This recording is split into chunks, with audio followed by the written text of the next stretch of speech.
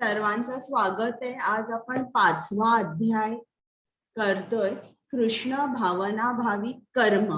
या अध्यायाचं सुद्धा नाव कर्मयोग आहे।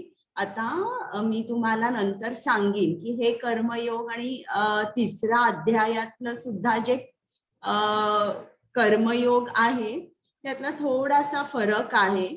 तर आता मी तुम्हाला अध्याय सुरू करण्या अगोदर मंगलाचरण म्हणते आणि चालू करते। हरे कृष्णा। ओम अज्ञानतिमिरान्धस्य ज्ञानाञ्जनशलाकया चक्षुरुन्मीलितं येन तस्मै श्रीगुरवे नमः। श्रीचैतन्यमनोभीष्टं स्थापितं येन भूतले स्वयं रूप गदामह्यं ददाति स्वपदान्तिकं। नम ओं विष्णुपादाय कृष्ण पृष्ठाय भूतले श्रीमते भक्ति वेदांत स्वामीन इति नामिने।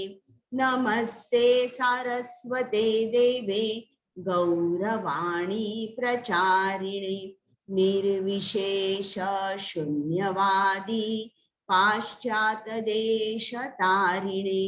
हे कृष्णा करुणा सिंधु दीनबंधु जगतपते गोपेश गोपिका कांत राधा कांत नमोस्तुते। तप्त कांचन गौरांगी राधे वृंदावनेश्वरी वृषभानुसुते देवी प्रणमामि हरिप्रिये। जय श्री कृष्ण चैतन्य प्रभु नित्यानंद श्री अद्वैत गदाधर श्रीवासादि गौर भक्त वृंद। हरे कृष्ण कृष्ण कृष्ण हरे हरे, हरे राम राम राम हरे हरे। सर्वांचं परत एकदा स्वागत आहे। आज आपण 5वा अध्याय शिकणार आहोत, कृष्ण भावना भावी कर्म। आता हा अध्याय जो आहे आणि तिसरा अध्याय दोघांचंही नाव कर्मयोग आहे, पण याच्यामध्ये नेमकी कुठली कर्म करायची, कर्मयोग का करायचा आणि कृष्ण भावना भावी कर्म कशी करायची याबद्दल जरा डिटेल मध्ये सांगितलेलं आहे। तर प्रथम आपण बघूया काल काय शिकलो ते। अध्याय चालू करण्या अगोदर ज्यांच्या आनंदासाठी मी तुम्हाला भगवद्गीता सांगते आणि ज्यांच्या आनंदासाठी तुम्ही भगवद्गीता ऐकताय त्या श्री राधा गोविंदांना आपण जिकडे आहोत तिकडनं साष्टांग नमस्कार करूया, त्यांचे आशीर्वाद घेऊन हा अध्याय चालू करूया। कृपामूर्ती श्रील प्रभुपाद ज्यांनी आपल्यासाठी भगवद्गीता सोप्या शब्दात लिहून ठेवली, त्यांनी जर लिहून ठेवली नसती तर हा उपक्रम घडला नसता। त्याच्यामुळे श्रील प्रभुपादांना सुद्धा आपण साष्टांग नमस्कार करूया, त्यांचे आशीर्वाद घेऊन हे अध्ययन करूया। नामानिष्ठ प्रभूजी ज्यांनी या स्लाइड्स तयार केल्या, प्रेमा माताजी ज्यांनी मला ट्रेनिंग दिलं, त्या दोघांनाही दंडवत प्रणाम। आणि माझे को-होस्ट ऍडमिन जे रोज येतात त्यांच्याशिवाय काही मी हा वर्ग घेऊ शकले नसते, त्यांना सुद्धा मनापासून धन्यवाद। तर काल आपण 4था अध्याय बघितला। तर कालच्या अध्यायामध्ये काय सांगितलं अर्जुनाला? कृष्णाने सांगितलं की मी 4 परंपरा स्थापन केलेल्या आहेत आणि हे जे ज्ञान आहे हे अविनाशी ज्ञान आहे। हे गुरु शिष्य अशा तऱ्हेने हे ज्ञान इतरांना मिळत जातं। आणि मग मी तुम्हाला सांगितली आपली परंपरा, इस्कॉनची जी परंपरा आहे ती ब्रह्म गौडीया वैष्णव संप्रदाय असं या परंपरेचं नाव आहे। तर या परंपरेत आपण आहोत, आपल्याला हे ज्ञान श्रील प्रभुपादांनी दिलं। आणि जर तुम्हाला यथार्थ ज्ञान हवं असेल तर कृष्णाने स्थापित केलेल्या कुठल्याही परंपरेमध्ये 4 परंपरा मी सांगितल्या. एक ही आपली ब्रह्म परंपरा, मग श्री परंपरा, रुद्र परंपरा आणि कुमार परंपरा. या 4ही परंपरेमध्ये तुम्ही ज्ञान घेऊ शकता. मग कृष्णाने वर्णाश्रमाबद्दल आपल्याला माहिती सांगितली. त्यांनी वर्णाश्रमाची स्थापना का केली? कारण प्रत्येक माणूस कुठल्या तरी एका गुणात असतो, सत्वगुण, रजोगुण आणि तमोगुण.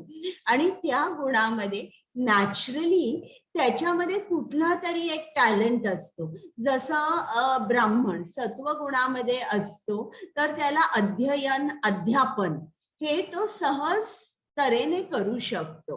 एक क्षत्रिय असतो तो रजोगुणात असतो, तो काय करू शकतो? तो राज्यकारभार करू शकतो, युद्ध लढू शकतो.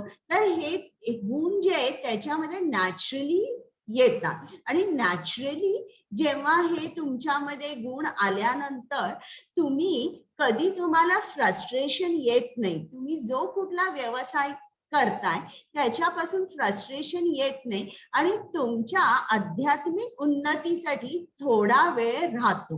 म्हणून ही वर्णाश्रमाची स्थापना केलेली आहे. मग कर्माबद्दल कृष्णाने सांगितलंय की कर्म, विकर्म आणि अकर्म म्हणजे काय.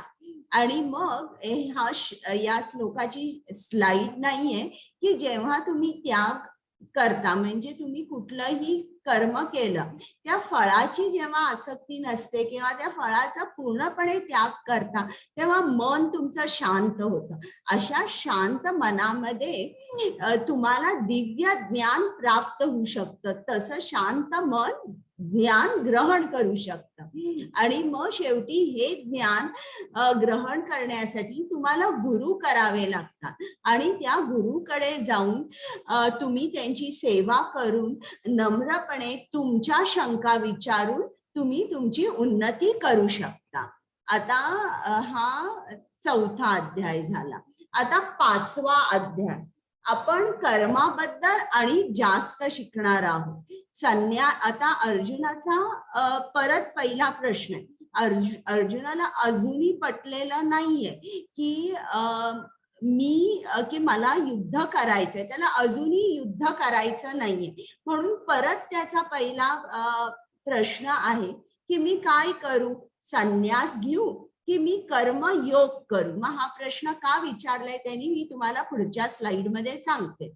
मग कृष्ण सांगतो कर्मयोग हा श्रेष्ठ आहे. आणि मग निष्काम कर्म जेव्हा तू करतोस तेव्हा अर्जुना तू कर्मबंधनातून मुक्त होशील. आणि मग शेवटी शांती सूत्र सांगितलेलं आहे.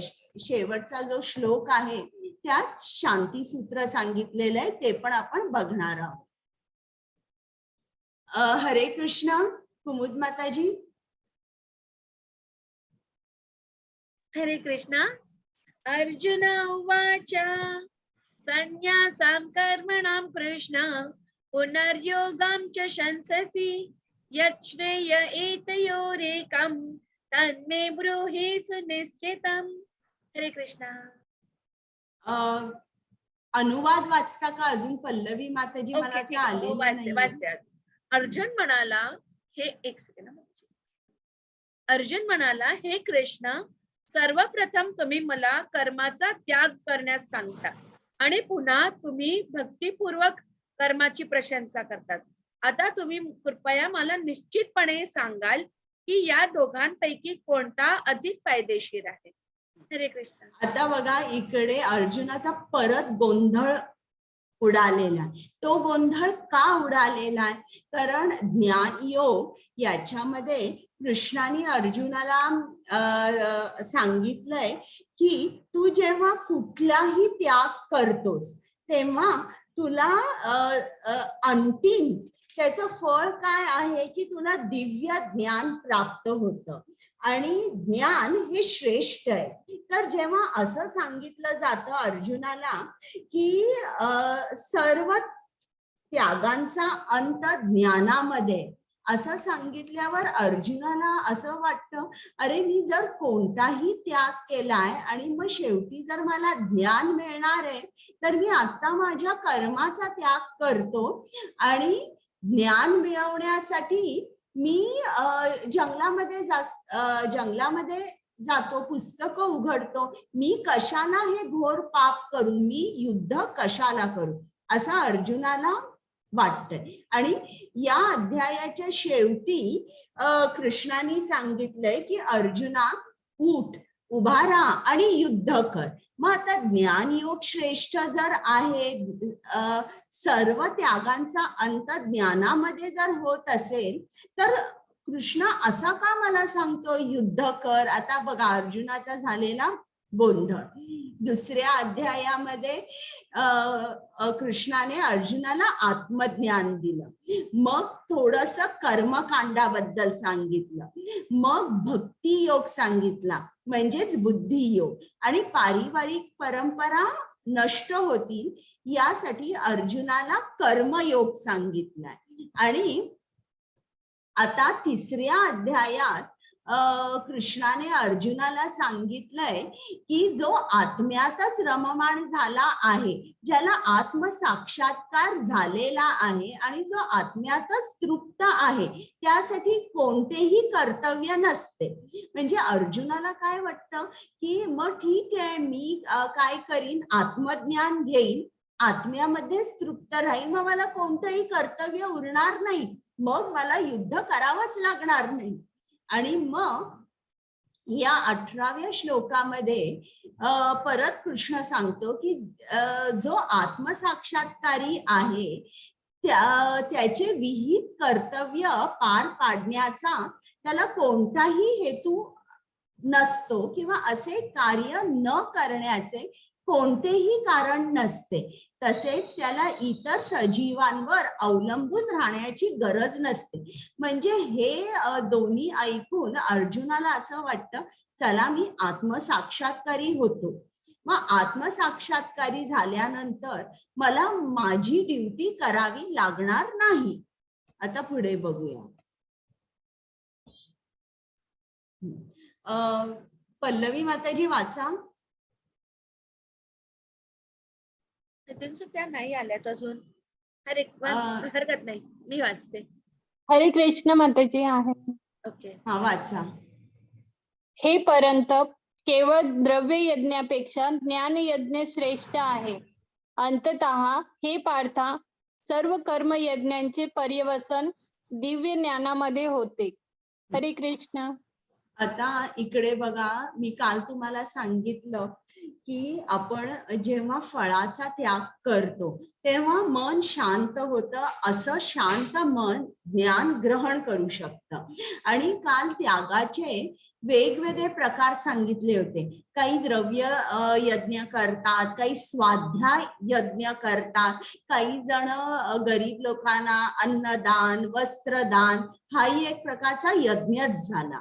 मग असं केल्यानंतर काय होतं की आपलं मन शांत होतं आणि आपल्याला ज्ञान मिळतं. आणि इकडे कृष्णाने सांगितलंय की ज्ञान यज्ञ श्रेष्ठ आहे. आणि परत इकडे सांगितलंय की सर्व तू कुठलंही यज्ञ कर, तर कर्म यज्ञाचे अंतिम काय आहे, त्याचा अंत काय आहे की ज्ञान. तू कुठलंही यज्ञ कर, पण मग शेवटी त्याचं तुला फळ काय मिळणार आहे, तुला ज्ञान मिळणार आहे. मग अर्जुनाला वाटतं मग ठीक आहे, मी काय करतो, मी युद्ध करतच नाही, मी डायरेक्ट ज्ञान मिळवायला जंगलात जातो. आता शेवटी परत कृष्णाने अर्जुनाला सांगितलंय की तू उभा राहा आणि युद्ध कर. अज्ञानामुळे तुमच्या अंतःकरणात निर्माण झालेल्या शंकाचे ज्ञानाच्या शस्त्राने नाश केले पाहिजे. आणि मग तू उभा राहा आणि युद्ध कर. म्हणजे दोन वेगवेगळ्या गोष्टी त्याला ऐकू आल्या आणि त्याचा गोंधळ उडाला की नेमकं काय करू मी. जर ज्ञानयोग श्रेष्ठ आहे आणि सर्व कुठलंही कर्म केलं, कर्म यज्ञ मी केलं, त्याचा अंत ज्ञानामध्ये आहे, तर मी कर्म करतच नाही. तर असं म्हटलं. आणि मग अर्जुनाचा प्रश्न होता की काय श्रेष्ठ आहे, कर्मयोग श्रेष्ठ आहे की कर्म संन्यास श्रेष्ठ आहे. आता आपण याचं उत्तर ऐकूया. कुमुद माताजी, कुमुद माताजी. हरे कृष्णा. श्री भगवानुवाच संन्यास कर्मयोगश्च निःश्रेयसकरावुभौ तयोस्तु कर्म संन्यासात् कर्मयोगो विशिष्यते. हरे कृष्णा. हरे कृष्ण. परमात्म्याने उत्तर दिले, कर्माचा त्याग आणि भक्ती हे दोन्ही मुक्तीसाठी चांगले आहेत, परंतु या दोघांपैकी भक्ती सेवेतील कार्य कर्म त्यागापेक्षा श्रेष्ठ आहे. हरे कृष्ण. म्हणजे कृष्णाने सांगितलंय कर्म संन्यासी आणि कर्मयोगी या दोघांनाही माझी प्राप्ती होते, पण कर्मयोगी हा श्रेष्ठ आहे. आता बघा, मी तुम्हाला प्रश्न विचारते, तुम्हाला अनम्यूट करते आणि तुम्ही उत्तर द्या बरं का. तर आता समजा जर एक संन्यासी आहे हा, आणि त्यांनी सगळं आपलं घरदार सोडलं, पर्वतावर गेला आणि त्याचं जप ध्यान वगैरे सगळं करू लागलाय, पण तो एकटाच करतोय. आणि दुसरा माणूस जो आहे तो कर्मयोगी आहे. आता आपण उदाहरण घेऊया श्रील प्रभुपादांचं.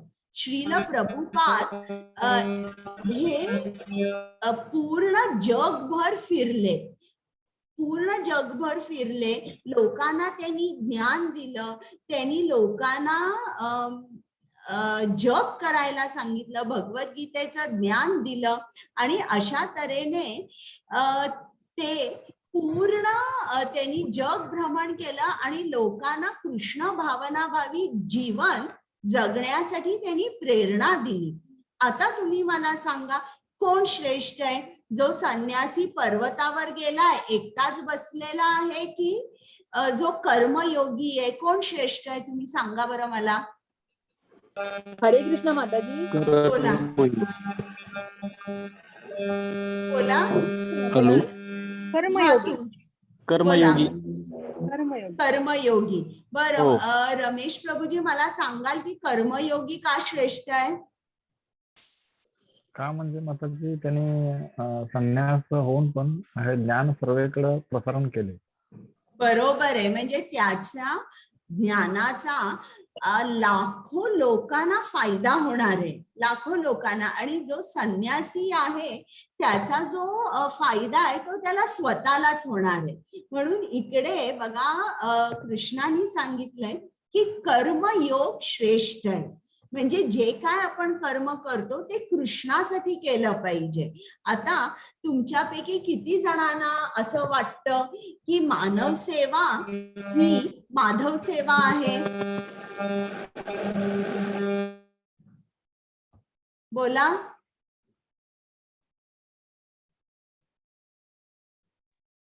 प्रश्न रिपीट करेल माताजी.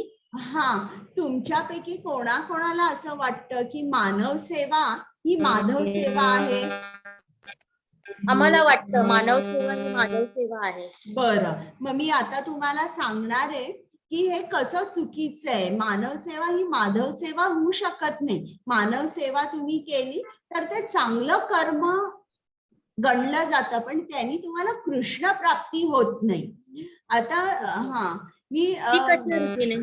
हा, तुम्ही म्यूट व्हाल का अथर्वा? कोणाचा तरी फोन येतोय वाटतं, आवाज येत नाहीये.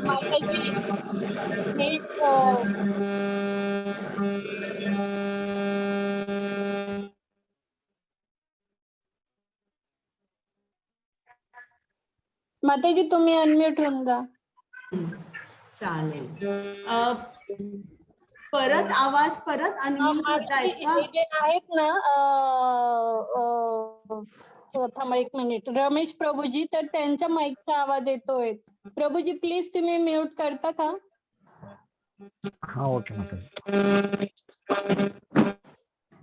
सॉरी देवीदास प्रभूजींच्या माईकचा आवाज आहे.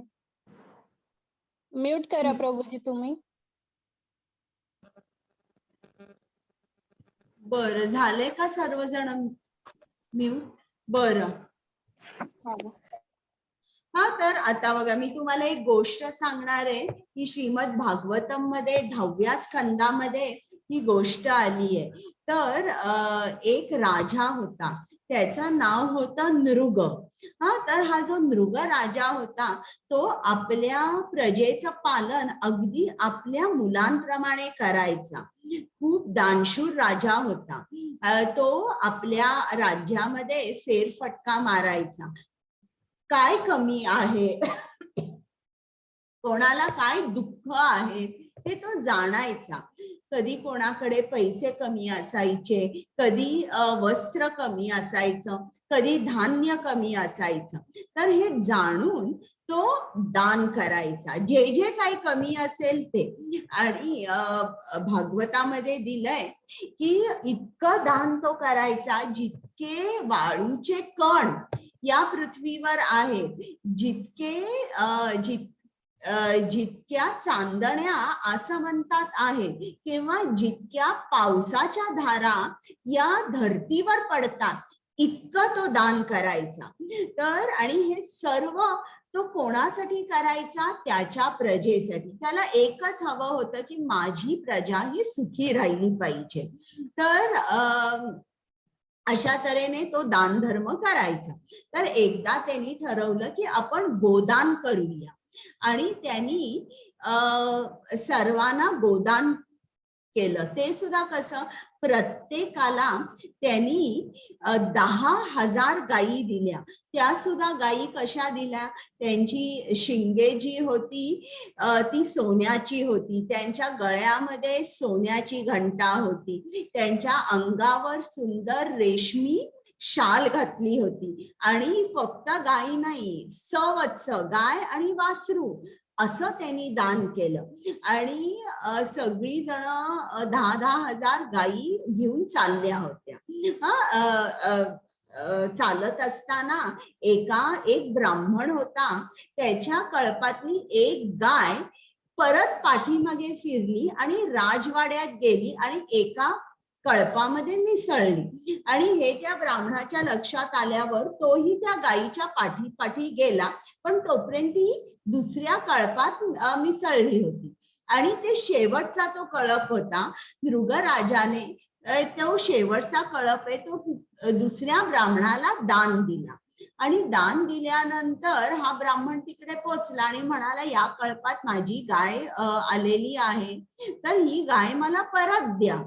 तर नृगराजानी नुकतंच दान केलेल्या ब्राह्मणाला म्हटलं, ही गाय याला परत द्याल का? त्याची गाय त्याचा कळप सोडून तुमच्या कळपात आली. मग हा ब्राह्मण म्हणाला, नाही मी देणार, कारण तुम्ही दान केलेलं आहे. आता दान केलेली वस्तू जी आहे ती तुम्हाला परत करता येत नाही. आणि असं झाल्यानंतर नृगराजा त्या दुसऱ्या ब्राह्मणाला म्हणाला, बरं तुझी एक गाय कळप सोडून आली आहे ना, त्याऐवजी मी तुला 1,00,000 गायी देतो. हा ब्राह्मण म्हणाला, नाही मला तीच गाय पाहिजे. आणि मग तो दुसऱ्या ब्राह्मणाला म्हणाला की चालेल, ही गाय आलेली या ब्राह्मणाला द्या, त्या गायीऐवजी मी तुम्हाला 1,00,000 गायी देईन. पण दोघेही ब्राह्मण म्हणाले नाही. हा ब्राह्मण म्हणाला की मला माझीच गाय पाहिजे. दुसरा ब्राह्मण म्हणाला, माझ्या कळपात आलेली गाय मी देणार नाही, तुम्ही मला 1,00,000 द्या किंवा 10,00,000 द्या. असं झालं.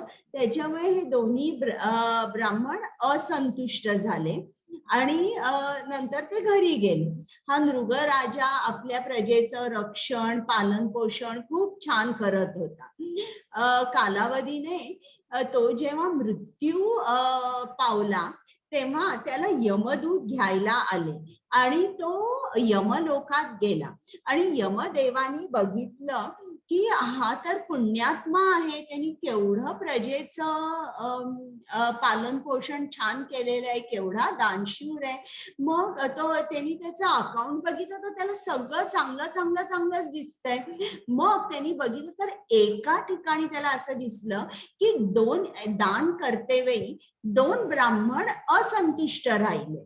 मग यमदेवानी मृगराजाला विचारलं की तुम्हाला काय हवंय, पहिल्यांदा पाप कर्माचं फळ पाहिजे की पुण्य कर्माचं फळ? तर मृगराजा म्हणाला मला पाप कर्माचं फळ पाहिजे. म्हणून तो दुसऱ्या जन्मी सरडा झाला आणि हजारो वर्ष तो अरण्यात फिरत होता. हा जो सरडा आहे, फिरता फिरता एकदा तो एका विहिरीत पडला आणि ती विहीर होती, त्यात पाणी नव्हतं, पण या विहिरीतून तो बाहेर जाऊ शकत नव्हता. खूप प्रयत्न करायचा पण खाली पडायचा. तर एकदा त्याच अरण्यामध्ये कृष्ण आपल्या राण्यांबरोबर आणि आपल्या मुलांबरोबर आला होता आणि त्यांनी या सरड्याला, ती जी मुलं होती त्यांनी सरड्याला बघितलं आणि त्यांनी सरड्याला उचलून बाहेर काढण्याचा प्रयत्न केला, पण त्यांना आला नाही. मग कृष्ण आला. त्यांनी ती जी मुलं होती त्यांनी सांगितलं की असा असा इकडे सरडा आहे, तुम्ही त्याला बाहेर काढा. म्हणून मग कृष्ण आला. आपल्या डाव्या हाताने अगदी अलगद त्यांनी त्या सरड्याला बाहेर काढलं. आता कृष्णाचा दिव्य स्पर्श झाल्याबरोबर त्या मृगराजाला परत एक दिव्य शरीर मिळालं. सुंदर वस्त्र होती, सोन्याचा मुकुट होता आणि त्यांनी श्रीकृष्णाला ओळखलं. त्यांनी खाली वाकून तो नतमस्तक झाला आणि श्रीकृष्णाला नमस्कार केला. तेव्हा श्रीकृष्ण त्याला म्हणाले की आता बघ हे विमान आलेलं आहे, या विमानामध्ये बस आणि तू स्वर्ग लोकात जा. स्वर्ग लोकामध्ये अनेक वर्ष तुला आनंदाचा उपभोग घेता येईल. आता याच्यावरून आपल्याला काय समजतं की एवढा हा दानशूर होता, त्यांनी स्वतःच्या सुखासाठी काही केला नाही, प्रजेच्या सुखासाठी, प्रजेच्या आनंदासाठी तो दान करायचा.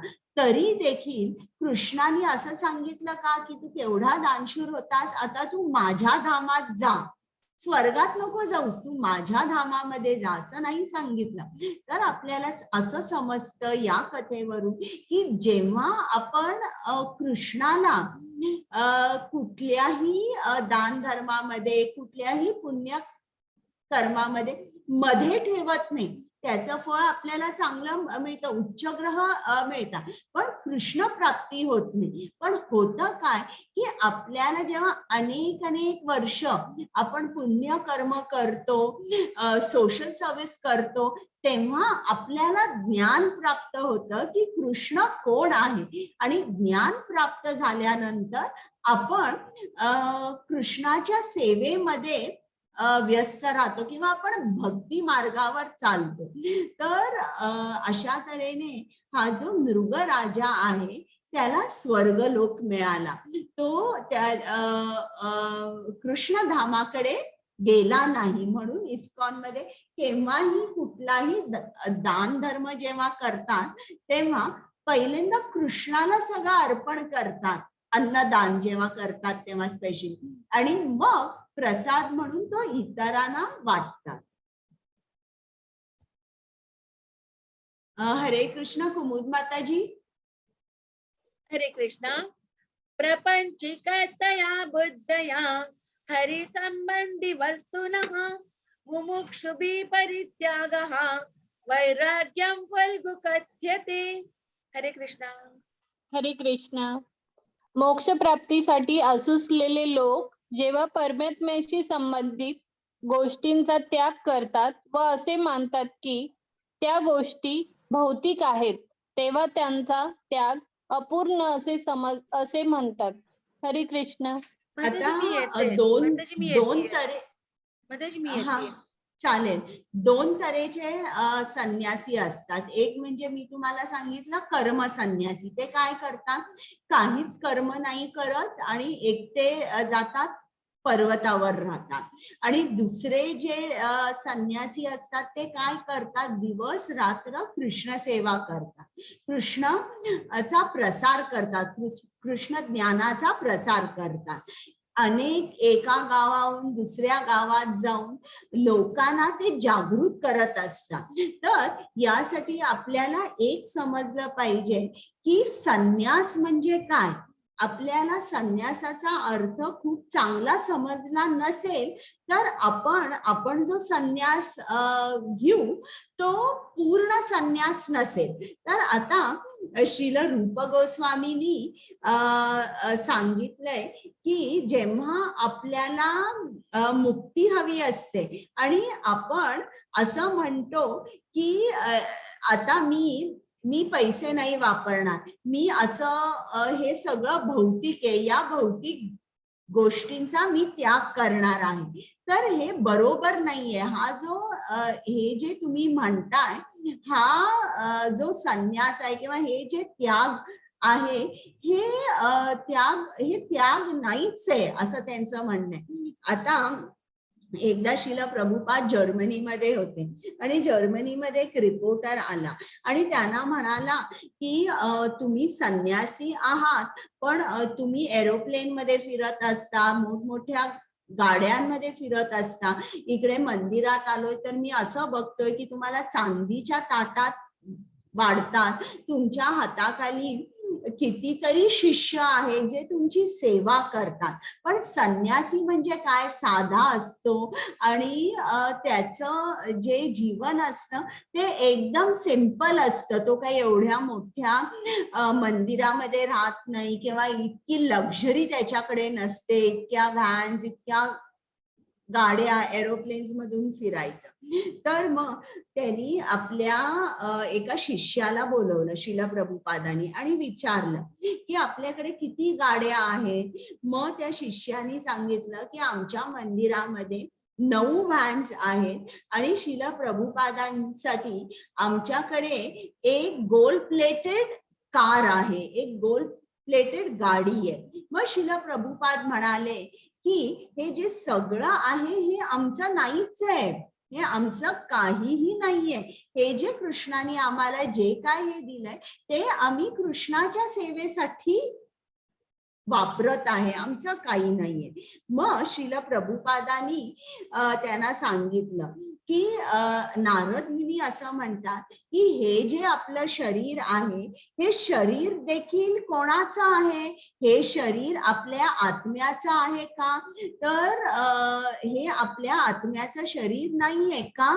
कारण जीवात्मा काय करतो, काही दिवसांसाठी या शरीरात राहतो आणि वेळ आली की तो हे शरीर सोडून जातो, तो शरीर घेऊन नाही जात. म्हणजे या जीवात्म्याचं सुद्धा तोही म्हणत नाही की हे शरीर माझं आहे. मग शरीर कोणाचं आहे, शरीर या शरीराला जन्म आई बाबांनी दिलेला आहे. मग ते शरीर आपल्या आई बाबांचं आहे का, नाही. ते आई बाबा सुद्धा जेव्हा जोक्स सोडून जातात ते काही हे शरीर घेऊन जात नाही. मग हे शरीर अग्नीचं आहे का, कारण आपला मृत्यू झाल्यानंतर शरीर अग्नीला अर्पण केलं जातं, नाही.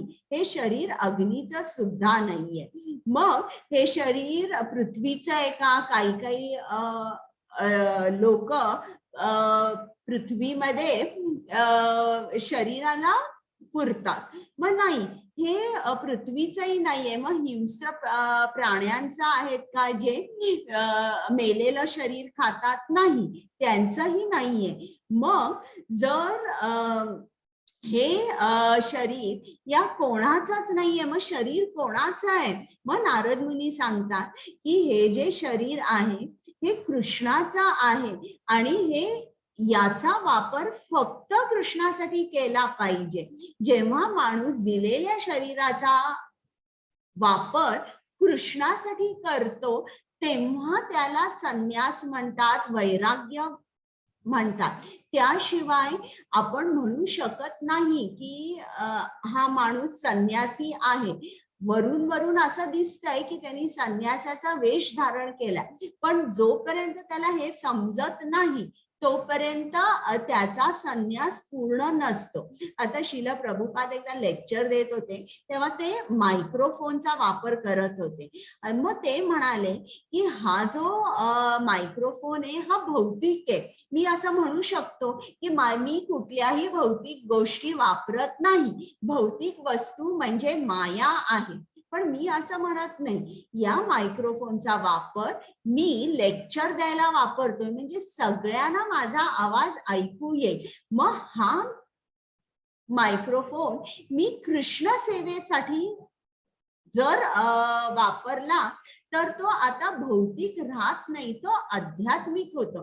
आणि अशा तऱ्हेने जेव्हा आपण विचार करतो आणि कुठलीही भौतिक गोष्ट आपण जेव्हा असं म्हणतो हे भौतिक आहे भौतिक आहे, मी हे वापरत नाही, त्याला संन्यास म्हणत नाही. सगळ्या भौतिक गोष्टी कृष्णाने दिलेल्या आहेत आणि जेव्हा आपण कृष्णासाठी त्या वापरतो त्याला आपण वैराग्य म्हणू शकतो, त्याला आपण संन्यास म्हणू शकतो.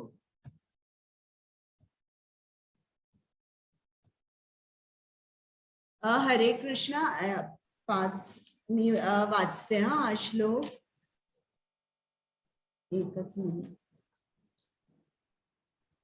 नेय स नित्य संन्यासी यो न द्वेष्टी न कांक्षति निर्द्वंद्वो हि महाबाहो सुखम बंधनात् प्रमुच्यते.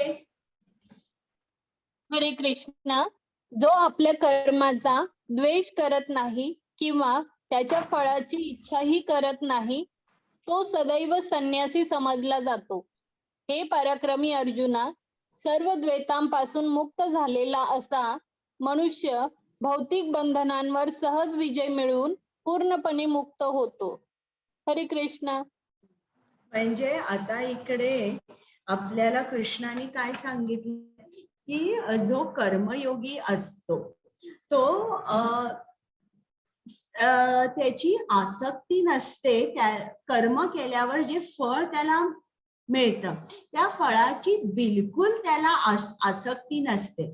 आणि तो कसा करतो, तो जे काय कर्म करतो त्याचा द्वेष करत नाही. म्हणजे मी तुम्हाला सांगितलं ना, कर्मयोग करताना कृष्णाच्या आनंदासाठी केला पाहिजे, ते कर्म कृष्णाच्या आनंदासाठी केलं पाहिजे, फळाची आसक्ती नसली पाहिजे. आणि दुसरी गोष्ट म्हणजे ते कर्म सुद्धा आनंदाने केलं पाहिजे.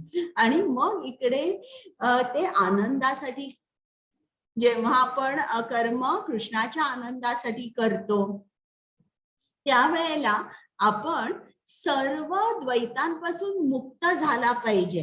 बघा, ड्युअलिटी जी आहे, द्वंद्व जो आहे तो मनाचा खेळ आहे. आपलं मन कसं असतं की मला हे आवडतं, मला हे आवडत नाही, अशा रीतीने आपलं मन आपल्याला एकसारखं सांगत असतं. पण जेव्हा आपण कृष्णाच्या आनंदासाठी कर्म करतोय आणि जेव्हा आपल्याला माहितीये की कृष्ण आपला कोण आहे आणि जे फळ आपल्याला मिळणार आहे ते फळ माझं नाहीच आहे, ते कृष्णाचं आहे. माझा अधिकार काय आहे की मी फक्त कृष्णासाठी कर्म करणार, हाच माझा अधिकार आहे, त्याच्या पलीकडे माझा काही अधिकार नाही. जेव्हा आपण असं म्हणतो तेव्हाच आपलं मन जे आहे ते द्वैतातून मुक्त होतं. आता एक छोटीशी गोष्ट सांगते की एक लाकूड असतं आणि ते लाकूड एका कारागिराकडे जातं आणि त्या कारागिराला सांगतं किंवा सुताराकडे जातं की तू माझी छान मूर्ती कर आणि तू मला खूप सुंदर कर. मग तो सुतार म्हणतो ठीक आहे किंवा तो कारागीर म्हणतो ठीक आहे मी करीन, पण तुझी तयारी आहे का की तुला सुंदर खरंच व्हायचं आहे का? मग ते लाकूड म्हणतो हो मला खूप सुंदर व्हायचंय. आता कसा मी आहे ओबड दोबड, तर तो कारागीर म्हणतो बरं, आणि तो त्याची सगळी हत्यार काढतो, त्याचा चाकू, त्याची हतवडी काढतो आणि खिळे काढतो आणि मग तो हतवडीने जोर जोरात मारायला लागतो त्या लाकडाच्या तुकड्यावर आणि असं करता करता त्या लाकडाला खूप दुखतं आणि ते लाकूड ओरडून ओरडून सांगतं की बस आता आणि नको करूस आणि घाव नको घालूस माझ्यावर.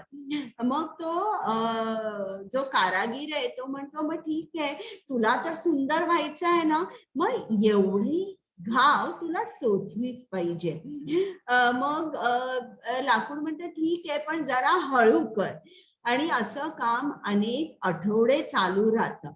दर दिवशी ते जे लाकूड आहे ते जोर जोराने ओरडायला लागतं की मला खूप त्रास होतोय, तू आता थांबव, हे मला खूप त्रास होतोय, खूप त्रास होतोय. पण तो कारागीर ऐकत नाही आणि शेवटी काही दिवसांनी त्याची सुंदर मूर्ती होते आणि ही जी मूर्ती आहे ही आता मंदिरामध्ये ठेवण्यास योग्य होते.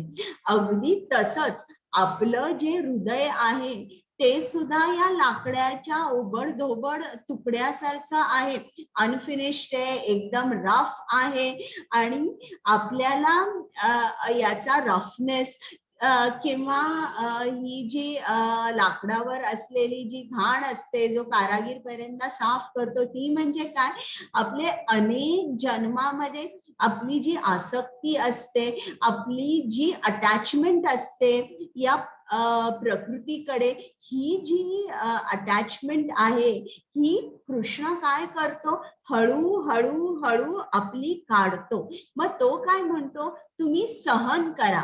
सहन काय करा, तुमचं दुःखही सहन करा आणि सुख सुद्धा सहन करायचं असतं. असं नाही आपल्याला वाटतं की दुःखच आपण सहन करतो, असं नाही. सुख जे आहे ते सुद्धा सहन करायचा एक प्रोसेस असतो. जेव्हा आपल्याला खूप काही मिळतं, आपल्याला चांगले क्वालिफिकेशन्स मिळतात, चांगल्या डिग्र्या मिळतात, खूप पैसा मिळतो, प्रमोशन मिळते, तेव्हा सुद्धा आपण त्याच्यापासून डिटॅच व्हायचं. आपण काय म्हणायचं, हे कृष्णाच्या कृपेने झालंय, यात माझा काहीच हात नाहीये. कृष्णाने हे सर्व मला दिलंय, हे कृष्णाचं आहे आणि त्याचा वापर मी कृष्णासाठीच करणार आहे. तर असं जेव्हा आपण करतो, अशा द्वंद्वातून जेव्हा आपण मुक्त होतो, तेव्हा नॅचरली आपली आध्यात्मिक उन्नती होत असते. आपण वरच्या वरच्या पायरीवर चढत असतो. तर इकडे आपल्याला हे समजतं की आपण आपलं जे मन आहे ते कसं ठेवलं पाहिजे, हे न्यूट्रल हवं. ज्याप्रमाणे एक वेटर एका हॉटेलमध्ये काम करतो आणि तो काय करतोय, एक जण इडली सांबार मागतोय, एक दही वडा मागतोय आणि तो जाऊन फक्त द्यायचं काम करतोय. तो जर मनात म्हणाला नाही मला दही वडा आवडतच नाही, पण ते फळ त्याचं नाहीच आहे ना, ते त्या वेटरला तो दही वडा कस्टमरला द्यावा लागतो, तो स्वतःसाठी नाहीच आहे. हे ज्याला समजतं तो या कर्मबंधनातून मुक्त होतो की हे जे कार्य आहे हे मी कृष्णासाठी करतोय आणि फळ सुद्धा कृष्णालाच अर्पण करणार आहे. मी फक्त एजंट आहे, जसा तो वेटर एक एजंट आहे. काही कस्टमरनी मागणी केली की ती डिश जाऊन द्यायची, यात त्याची आवड आणि नावड येतच नाही.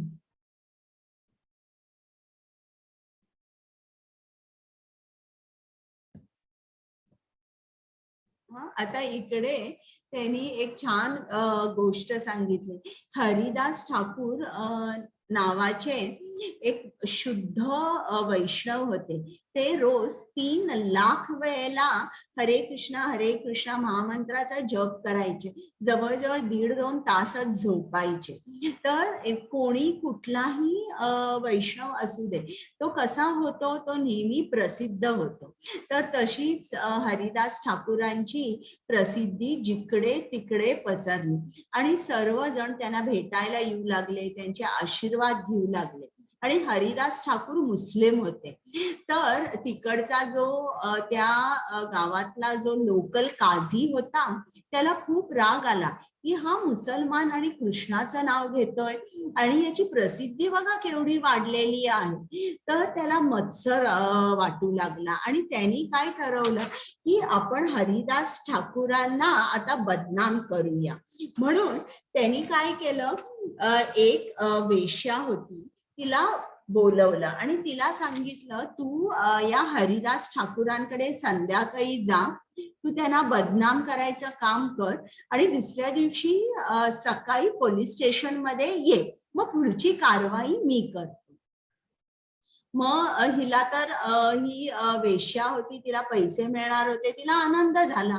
म्हणून मग ती संध्याकाळी हरिदास ठाकूरांच्या घरी गेली आणि व्हरांड्यात ती गेली आणि हरिदास ठाकूरांना म्हणाली की मला तुमच्याकडे काहीतरी बोलायचं. हरिदास ठाकूर म्हणाले, तुम्ही तिकडे बाहेर बसा, माझा जॉब चाललाय, माझा जॉब झाला रे झाला ना की मी तुमच्याकडे बोलेन. मग ती थांबली. संध्याकाळ झाली, रात्र झाली, पहाट झाली, सकाळ झाली, तरी यांचा जॉबच संपला नाही. म्हणून ती परत आपल्या घरी गेली. दुसऱ्या दिवशी आली, दुसऱ्या दिवशी सुद्धा ते झालं. अगदी ती थांबली आणि संध्याकाळ, रात्र, पहाट, सकाळ झाली आणि गेली. तिसऱ्या दिवशी आली, परत म्हणाली, हरिदास ठाकूर मला तुमच्याकडे बोलायचंय. मग हरिदास ठाकूर म्हणाले, हो मी तुमची माफी मागतो, 2 दिवस झाले माझा जॉब झाला नाही, आज मात्र ना माझा जॉब मी लवकर करणार आहे, निश्चितच होणार, बस थोड्या वेळ बसा. मग ती परत बसली. संध्याकाळ झाली, संध्याकाळ गेली, रात्र गेली, पहाट झाली, सकाळ झाली, तरी यांच्या जॉब झाला नाही. आता मात्र ही खूप चिडली आणि चिडून तिने हरिदास ठाकूरांना म्हटलं की काय हो, तुम्हाला एवढा आनंद आणि एवढा समाधान कशातून मिळतंय मला सांगा, की तुम्ही एका स्त्री सुखाला तुच्छ समजता. माझ्यासाठी पुरुष वाट बघत असतात, मी कधीही कोणाची वाट बघत नाही. आता प्रथमच असं झालंय की मी वाट बघत आहे. मग तुम्हाला जो आनंद मिळत आहे तो मलाही चाखायचा आहे. तुम्हाला असा कोणता आनंद मिळतोय की तुम्हाला स्त्री सुख तुच्छ वाटतंय? मग हरिदास ठाकूर म्हणाले, खरोखर तुम्हाला हा आनंद जर हवा आहे तर मी तुम्हाला सांगतो तसं कराल का? मग ती म्हणते हो. मग तो सांगतो की तुम्ही घरी जा, तुमचे जे सगळे दागिने, साड्या आहे, तुमचं घर आहे, ते सगळं विका, भांडी विका, ते सगळे पैसे जे आहेत ते कृष्ण मंदिरात नाही तर वैष्णवांना द्या आणि तुमचे केस पूर्ण कापा, पूर्ण टक्कल करा आणि माझ्याकडे या. मग ही बाई घरी जाते, दागिने, साड्या सगळे विकते, सगळे केस कापते, संन्यासाचा वेश धारण करून येते.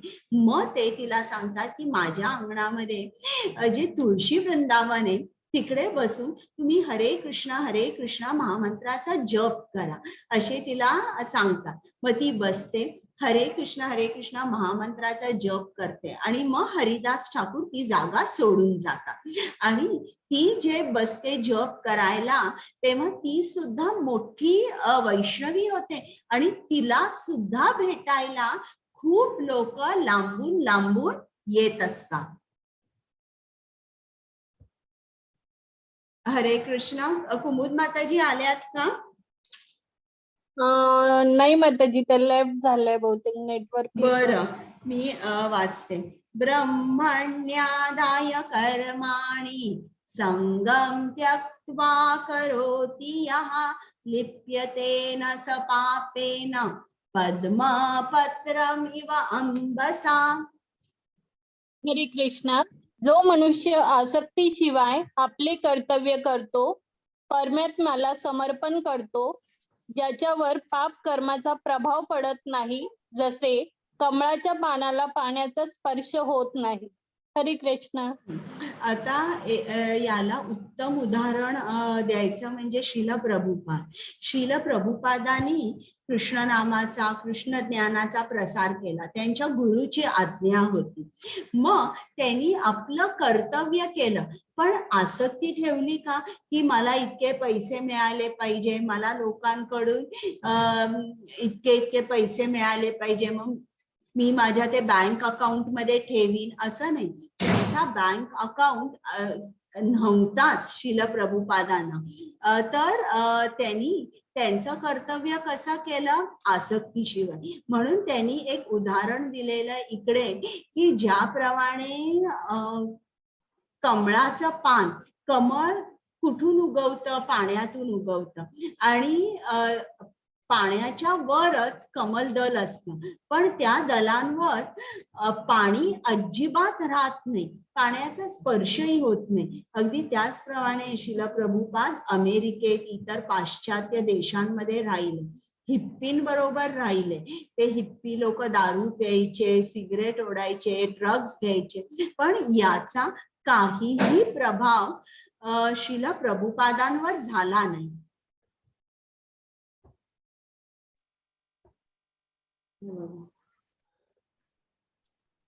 आवाज नाही माताजी व्हिडिओला.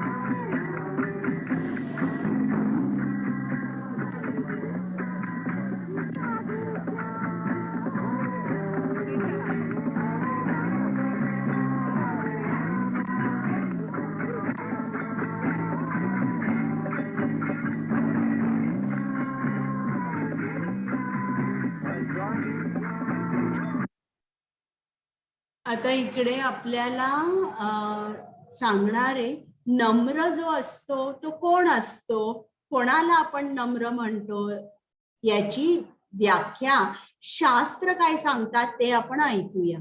विद्या विनय संपन्ने ब्राह्मणे गविहस्तिनी शुनी चैव श्वपाके च पंडिता समदर्शिनः. हरे कृष्ण. नम्र ऋषी खऱ्या ज्ञानाने विद्वान आणि सौम्य ब्राह्मण, एक गाय, एक हत्ती, एक कुत्रा आणि कुत्रा खाणारा समान दृष्टीने पाहतात. हरे कृष्ण. तर नम्र हा कोण असतो, की इकडे विद्या विनय संपन्ने म्हणजे नम्र माणूस जो असतो त्याच्याकडे विद्या असते. कोणती विद्या असते, की ज्यानी त्याच्याकडे आत्मज्ञान असतं आणि तो समजतो की प्रत्येकांमध्ये श्रीकृष्ण आहे, प्रत्येकामध्ये परमात्मा आहे. त्यांनी फक्त ड्रेस वेगळा घातलेला आहे. कोणी कुत्रा आहे, कोणी वाघ आहे, कोणी सिंह आहे, कोणी बदक आहे, कोणी हत्ती चांडाळ आहे. तर अशा लोकांना हा जो ऋषी असतो तो आदराने वागवतो. तो जाणतो की त्यांनी फक्त त्याचं जे एक्सटर्नल कव्हरिंग आहे, त्यांनी जो वेश घातलेला आहे तो वेगळा, पण खरं प्रत्येकांच्या हृदयात परमात्मा आहे. त्याला म्हणतात ब्रह्मभूत स्थळ. म्हणजे प्रत्येक भूतामध्ये, प्रत्येक सजीवामध्ये आपल्याला ब्रह्म दिसतो.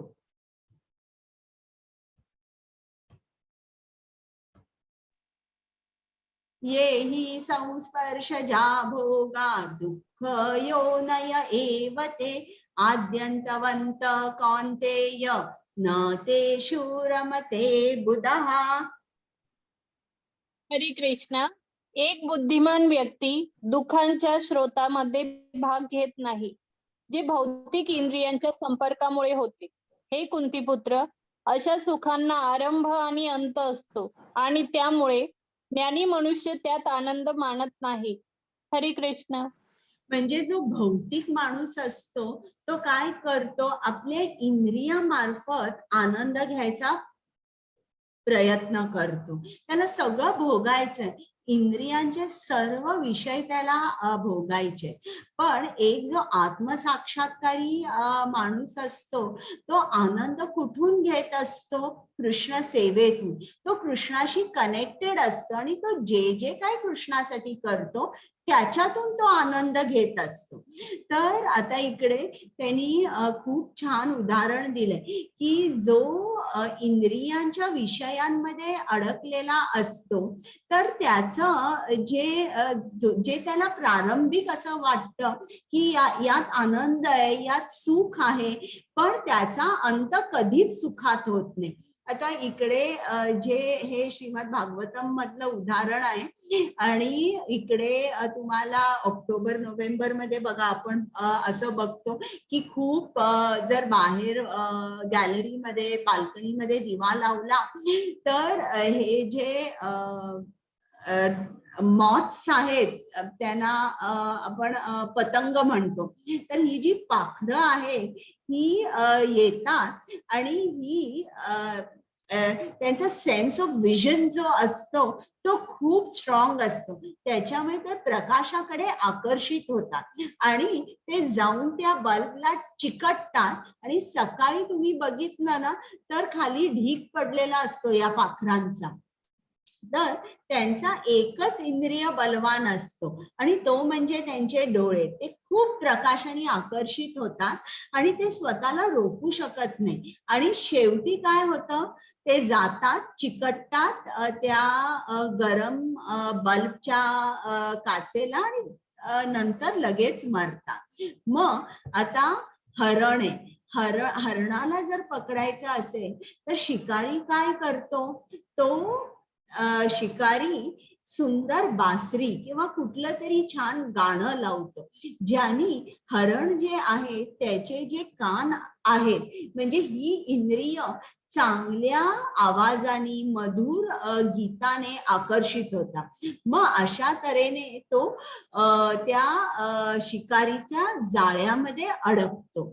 मग आता एक भुंगा दाखवलेला. हा जो भुंगा आहे हा लाकडातून सुद्धा पोखरून निघू शकतो, पण या एका कमळामध्ये किंवा एका फुलामध्ये त्या सुगंधाशी तो इतका त्या सुगंधाला इतका आकर्षित होतो की इतकी आसक्ती असते की सकाळपासून संध्याकाळ कधी होते हे त्याला समजत नाही आणि त्या ज्या पाकळ्या मिटल्यावर त्या आसक्तीमुळे तो त्या कमळाच्या किंवा फुलाच्या बाहेर पडू शकत नाही आणि प्राणवायू नसल्यामुळे तो या फुलामध्येच मरण पावतो, जो लाकडातून पोखरून बाहेर निघू शकतो ती.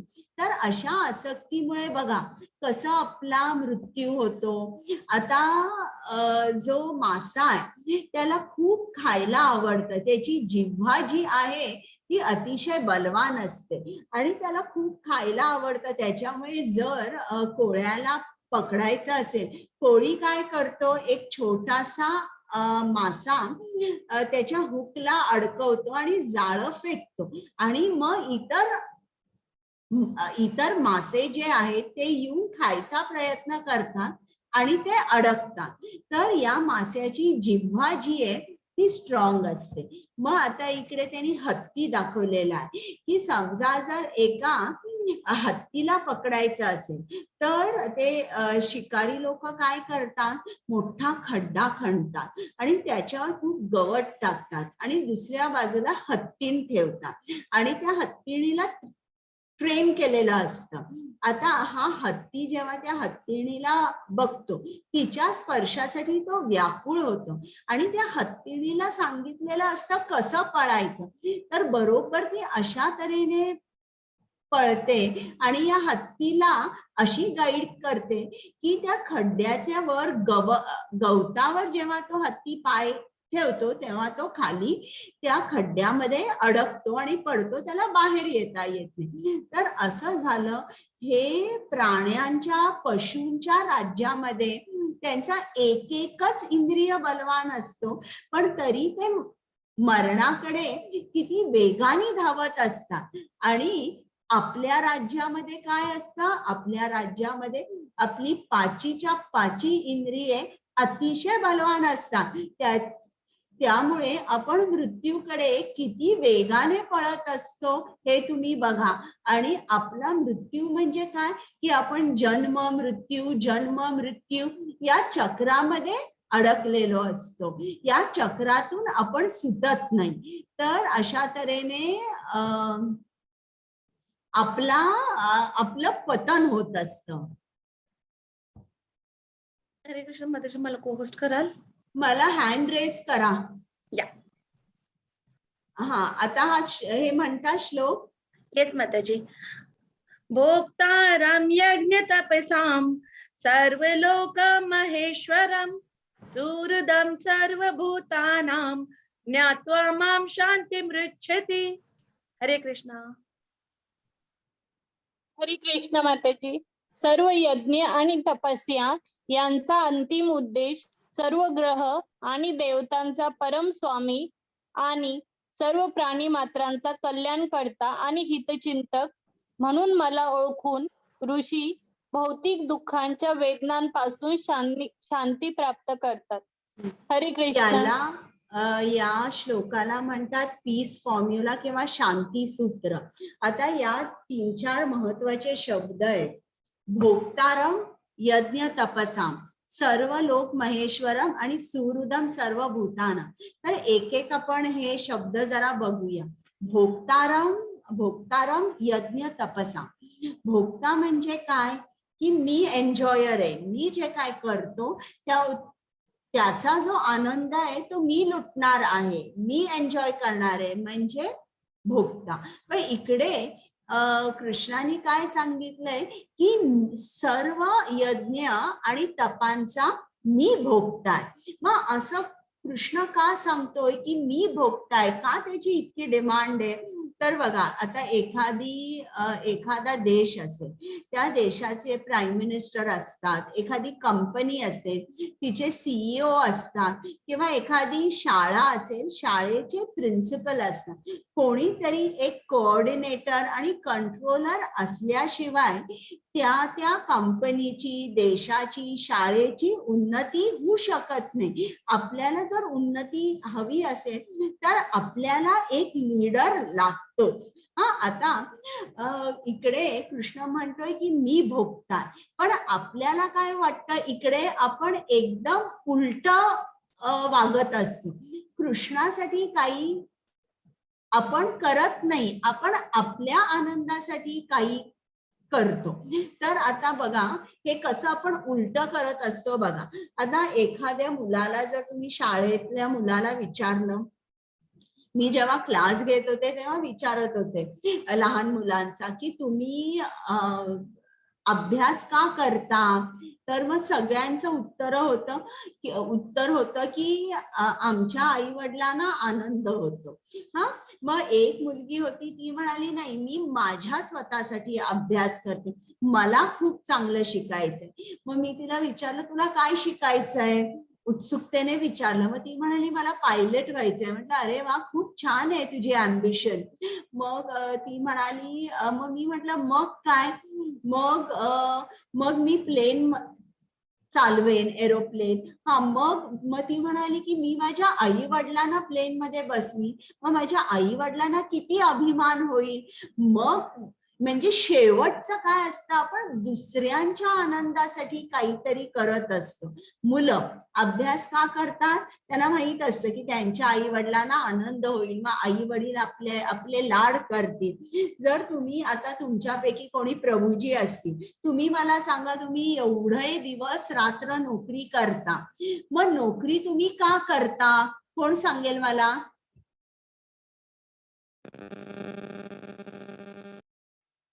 बोला.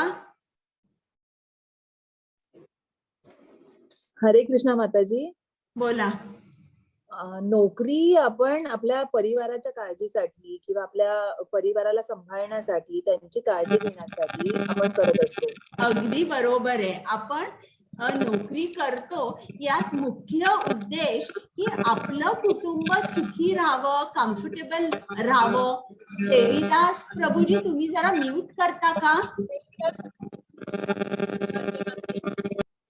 माताजी मी सर्वांना म्यूट करते, तुम्ही अनम्यूट व्हा माताजी.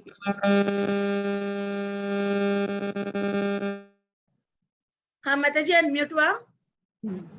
तर आपण नेहमी काहीही कुठलंही कर्म करतो, काहीही करतो ते दुसऱ्यांच्या आनंदासाठी करतो. आता समजा जर एखाद्या बॉसला विचारलं की किंवा एखाद्या एम्प्लॉयरला की तुम्ही इतका ओव्हरटाईम का करता, तर बॉस काय म्हणे की मी ओव्हरटाईम केल्यावर कंपनीला चांगला प्रॉफिट होईल, कंपनीला चांगला प्रॉफिट होईल की मला आणि प्रमोशन मिळेल किंवा माझ्या पगारात वाढ होईल. तर तो बॉस त्याचं इमिजिएट कारण काय असतं की कंपनीला चांगला प्रॉफिट होऊ दे, म्हणजे माझी नोकरी जी आहे ती स्टेबल राहील किंवा त्याच्यामध्ये मला प्रमोशन मिळेल.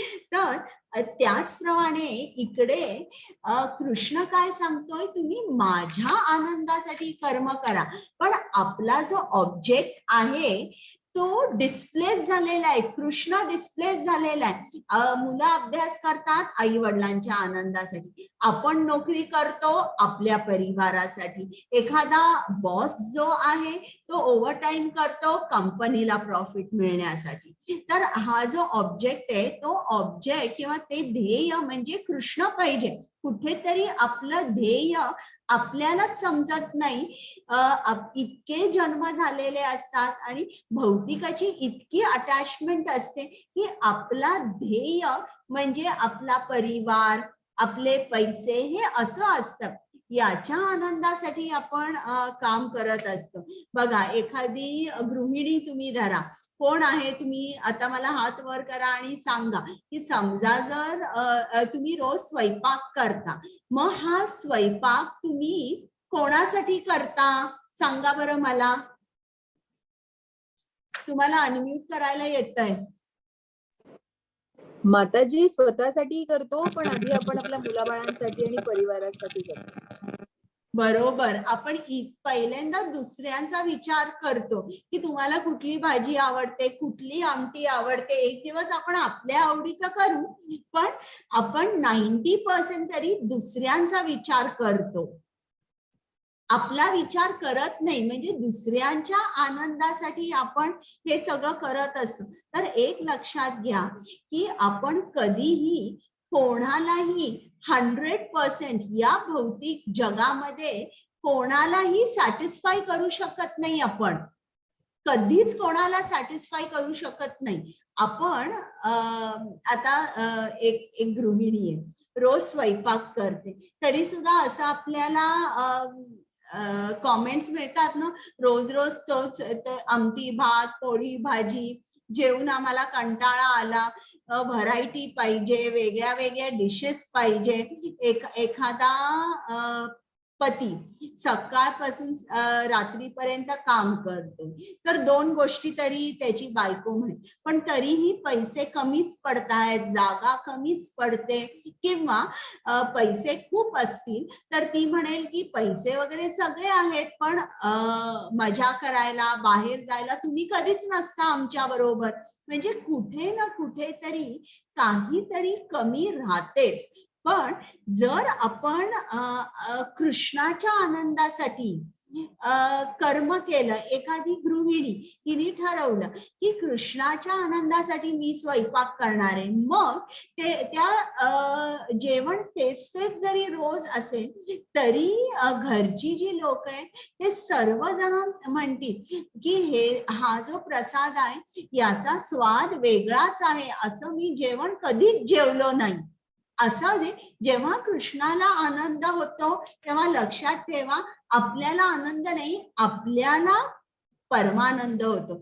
जेव्हा आपण कृष्णाशी कनेक्ट होतो आपल्या जीवनाला व्हॅल्यू येते. आता उदाहरणार्थ आपले शरीराचे जे अवयव आहेत, म्हणजे हात पाय कान डोळे नाक जिव्हा दात आणि पोट.